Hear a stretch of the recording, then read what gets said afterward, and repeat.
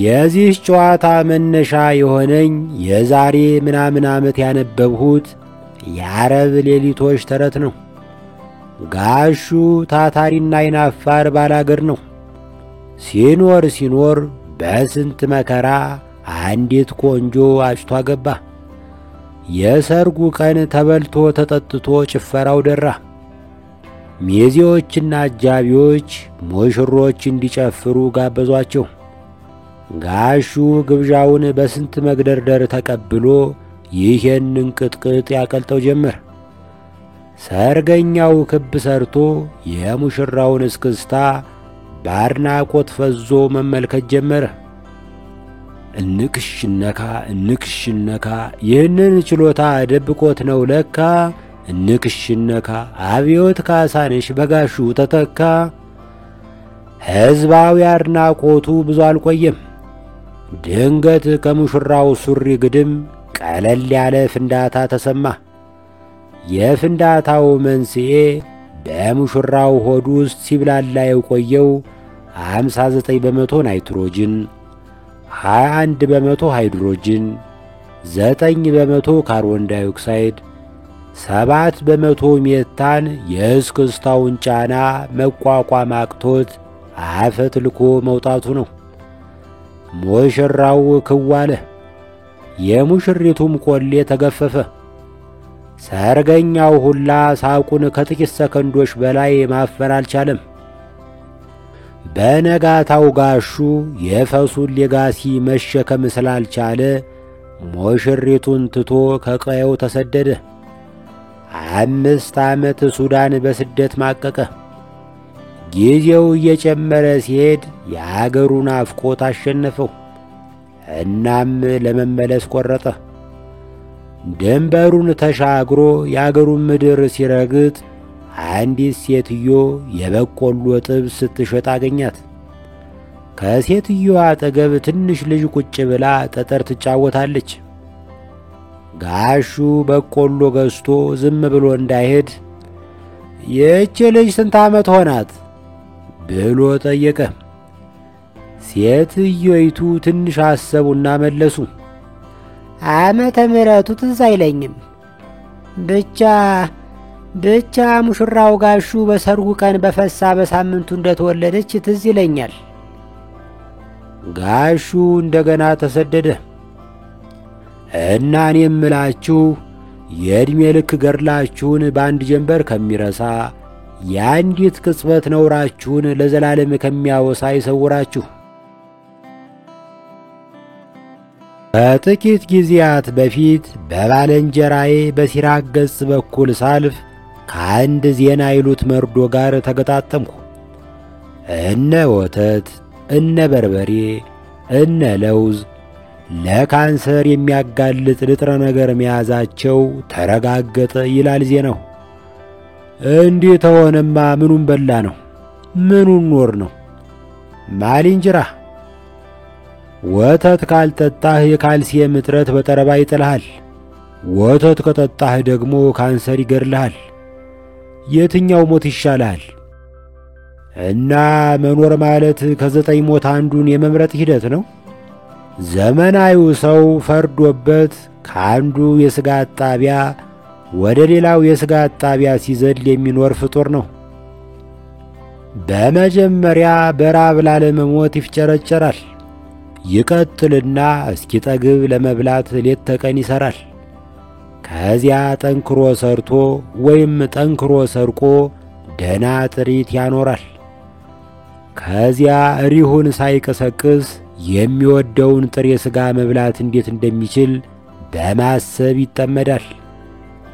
ክልኩልቱን ለማቅለል ቦርጩን ለማርገፍ ይወጣል ይወርዳል። ዓለማችንን መቅጨት እንፈልጋለን፣ በጤና መኖርም እንፈልጋለን። ሁለቱ ብዙ ጊዜ አብረው አይመጡም። ተፈጥሮ ደስታን በብላሽ ወይም በነጻ አትሰጥም። አንድ እፍኝ ደስታ ትሰጥህና ለአንዳንድ ነገር ይሆንህ ብላ አንድ ቁና ስቃይ ትጨምርልሃለች። ስለ መብላት ካነሳን ዘንዳ ስለ ጥሬ ሥጋ እናውጋ። ከባንዲራው ቀጥሎ የአገሬ ሰው መለየው ብርንዶው ነው። ጥሬ ሥጋ ዝም ብሎ ምግብ ብቻ አይደለም፣ የክብር መገለጫ ሆኖ ቆይቷል። በማኅበረሰብ እርከን ውስጥ የፒራሚዱ ጉልት ላይ ከደረስክ ብቻ ጥሬ ሥጋ ትበላለህ። ከጥሬ ሥጋ የሚገኘው እርካታና ደስታ ዋጋ ያስከፍላል። በአያቶቻችን ጊዜ ለአቅመ ጥሬ ሥጋ የደረሰ ሰው በወር ቢያንስ 2 ኮሶ ሊታየው ይችላል። እናም ኮሶ ከተባለ ውብ ዛፍ የተቀመመ መድኃኒት እንዲጠጣ ይደረጋል። የኮሶ መጠጥ የምሬት አልፋና ኦሜጋ ነው ማለት ይቻላል። ያንን የጠጣ ሰው ለ2 ሰዓት ያህል መላ ሰውነቱ ይርዳል። ለጥቂት ቀናት በአደባባይ አይታይም። ለጥቂት ጊዜ ያገለገለ ዕቃ መስሎ ከዕለት ተዕለት ተግባሩ ተገልሎ ይቆያል። ከዚህ ሁሉ ስቃይ በኋላ ባይበላስ ቢቀር ብሎ እጁን አይሰበስብም። ሲሻለው እንደገና ቢላዋውን ታጥቆ ይሰማራል። አንዳንዴ ከዚህ የባሰም ይገጥማል። ግራዝማች ዮሴፍ ንጉሴ የውጫሌ ውል አስተርጓሚና ለዛ ያለው ጸሐፊ ነበር። በአድዋ ጦርነት ጥይት ሳይነካቸው ወደ ሸገር ከተመለሱት ዕድለኞች አንዱ ነበር። ከጥቂት ወራት በኋላ ግን መጠኑን የዘለለ የኮሶ መድኃኒት ወስዶ ተኛ። ከተኛበት አልነቃም። እንዴት ያለው ጀግና ከጦር ሜዳ ተረፈ! በሞተ በሬ ተሸነፈ። የጽሑፉ ዓላማ ጤነኛ አመጋገብ ባህል እንዴት እናዳብር ምናምን የሚል አይደለም። እየኖርኩ ሲሄድ የገባኝ አንድ ነገር ቢኖር ጤነኛ አመጋገብ የሚባል ነገር አለመኖሩን ነው። ቬጂቴሪያን መሆንም የሕይወት ቤዛ አይሆንም። የሽንት ገባር ወንዝ ያበቀለውን የአዲስ አበባ ሰላጣ የሚበላ ሰው ከጥሬ ሥጋ አፍቃሪው የተሻለ የጤና ዋስትና ሊኖረው አይችልም። በአጠቃላይ ስለ መብል፣ ስለ መጠጥ፣ ስለ ሲጃራ፣ ስለ ሌላም ጥቅምና ጉዳት ምክር ሊመክረኝ የሚቃጣ ሰው ሲገጥመኝ እንደ ተቀደመ ነግረዋለሁ። ወዳጅህ ራሴን ከመከርኩት ቆየሁ እለዋለሁ። ራሴን ምን ብዬ መከርኩት? በዚህም አለ በዚያ የማይቀር ከሆነ ወደ ሞት መሻገር እንዲገርልህ ተመኝ የምትወደው ነገር። የግጥም መነሻ ቻርለስ ቡኮውስኪ።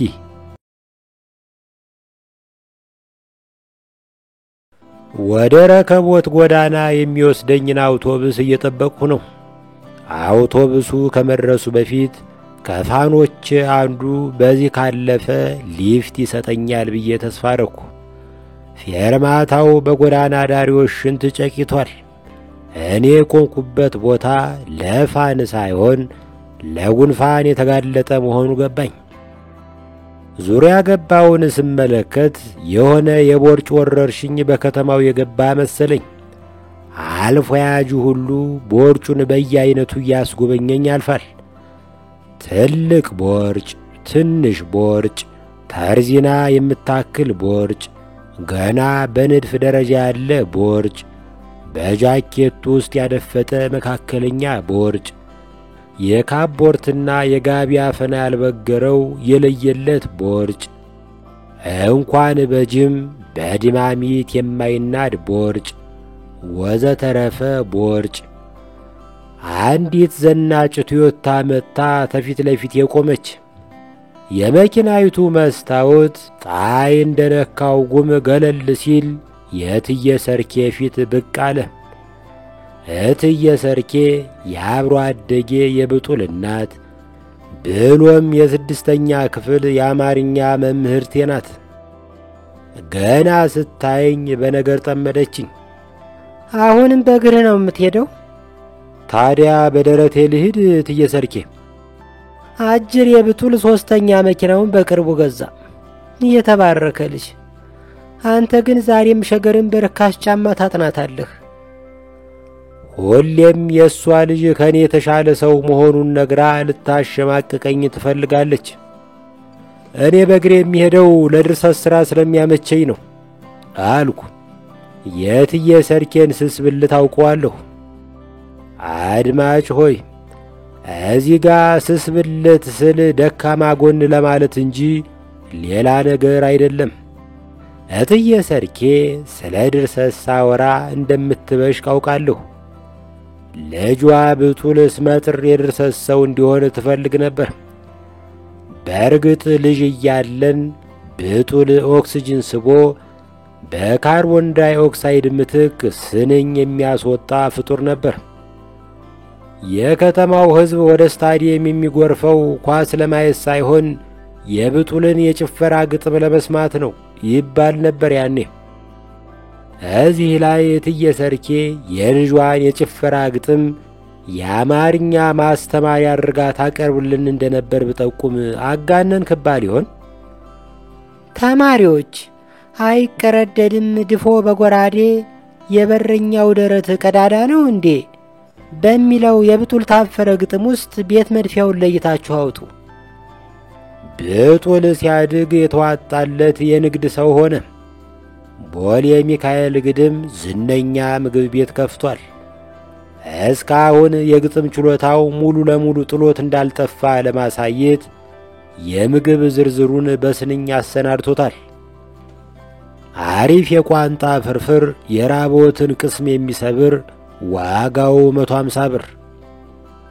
ቆንጆ ቅቅል አምሮቶን የሚነቅል ብዛቱ እንደ ንጉሥ ግብር ዋጋው 170 ብር እያለ ይቀጥላል። እትዬ ሰርኬ ፊቷን አኮማትራ ድርሰት ድርሰት እያልክ በባዶ ኪስ አትመጻደቅብኝ፣ የኢትዮጵያ ሕዝብ ችግር ግጥም ሳይሆን ዳቦ ነው ብላ ተፈላሰፈች። ሰው በእንጀራ ብቻ አይኖርም አልኩ። ልክ ነህ፣ ፓስታ እና ሩዝም መብላት አለበት። እትዬ ሰርኬ የመኪናዋን ጭስ አከናንባኝ ስትሄድ ስለ መኪና ታምር ማሰብ ጀመርኩ። በሕይወቴ የፊት አውራሪ አሰጌድ ሌጋሲ የሚያስቀጥሉ ብዙ ወንዶች ገጥመውኛል።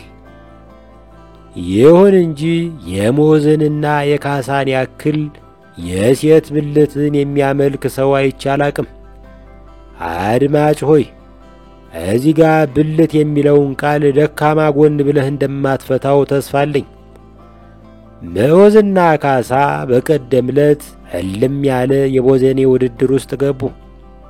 በውድድሩ መሠረት በሳምንቱ መጨረሻ ላይ ብዙ የሴት ስልክ ቁጥር የተቀበለ ሰው አሸናፊ ይሆናል። ሞዝ ረከቦት ጎዳና ግርጌ ከሚገኘው ሲኒማ ቤት በር ላይ ይቆምና ወንድ ቀጥሮ የቀረባቸውን ወይም የዘገየባቸውን ደብዘዝ ያለ መልክ ያላቸውን ሴቶች ጀንጅኖ ስልክ እየተቀበለ ማከማቸት ጀመረ። በጠበሳ ጉዳይ ላይ ሞዝ ከመልክ መልክ አያበላልጥም። አስቀያሚ እይታ እንጂ አስቀያሚ ሴት የለም ይላል። ያም ሆኖ በውድድሩ ካሳን ማሸነፍ አልቻለም። ካሳ ወይም ካሳኖባ ስልክ ለመሰብሰብ የተከተለው ስልት ከሞዝ የተለየ ነው። ከአንድ ሀብታም ወዳጁ በከተማው ውስጥ ብርቅ የሆነ ሬንጅ ሮቨር ተከራይቶ ከመኪናው ጀርባ ላይ በአነዳዴ ላይ አስተያየት ካለዎት በዚህ ቁጥር ይደውሉልኝ የሚል ጽሑፍ ለጠፈ። በመኪናው ትንሽ ከተመላለሰበት በኋላ በየማዕዘኑ ከሁለቱም ጾታ አስተያየት ይጎርፍለት ጀመር። ካሳ የወንድ አስተያየት ሰጪዎችን ስልክ ቸል ብሎ የሴቶችን ቁጥር መዘገበ። አውቶቡሱ ስለመጣ ወጉን በኋላ ቀጥላለሁ።